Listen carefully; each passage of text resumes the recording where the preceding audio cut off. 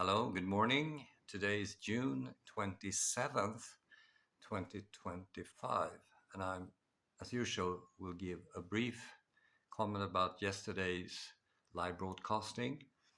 I'm gonna also talk about a thing we discussed yesterday, which has to do with Finland's history.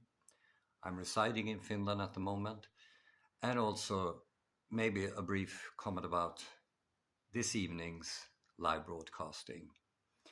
So yesterday, again, I've done this now like 23 or this could be to this evening, the 24th occasion. And I think I got great questions. I don't remember them all, but I think one thing I mentioned was that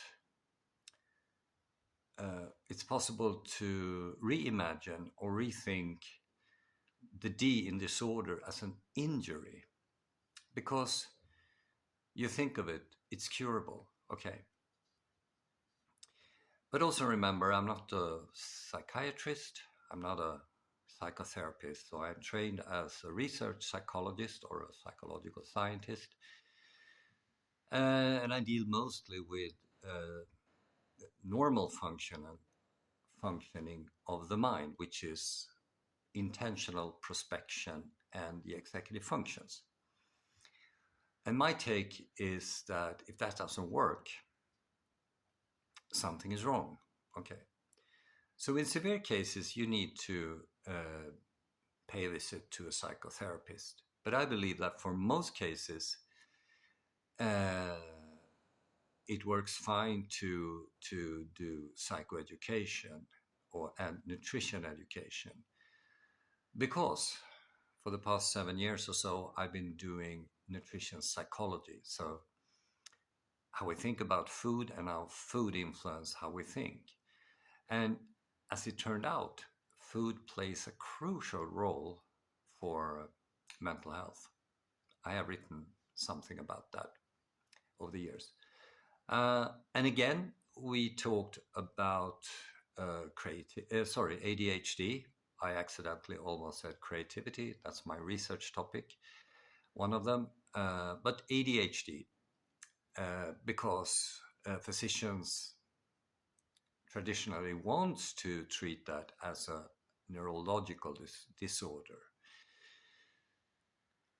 But I subscribe to the psychological approach that it's executive dysfunction as a function of complex childhood trauma, which can be facilitated with malnutrition. Okay, we can continue to discuss that this evening. Okay, so yesterday we also have this culture cafe, and I wrote a piece about Finland's history, genotypical and phenotypical history. So genotypical is the gene pool we have, and the phenotype type is how we look. So many Finns, not all, but many Finns, especially people originated from the eastern part of the Finland, reiterate that they are so special because of a genotype, a special haplogene. And this haplogene is YN1C. And the Y means it's only expressed among men. And it's true, actually. This gene is 10 times as prevalent in Finland compared to Sweden. But it can't be dominant because the people where it originated from had dark skin and look very Asian. Okay. Paradoxically, 99% of the Finnish women are of sort of European origin. So think about that. But the phenotype in Finland is the same as Sweden, which means light skin, bluish eyes, and light, not dark, but light hair, even blonde. So light hair doesn't necessarily mean blonde hair, but even my hair could be considered light hair. But the thing here is that Finland is the world leader in Alzheimer. The prevalence is 100% higher compared to Sweden. We have the same, and I researched it.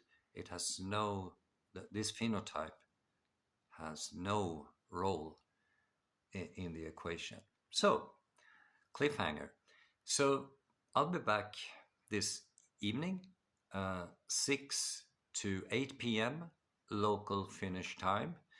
I urge you to ask questions about psychology, nothing else, because I'm going to answer that. See you then.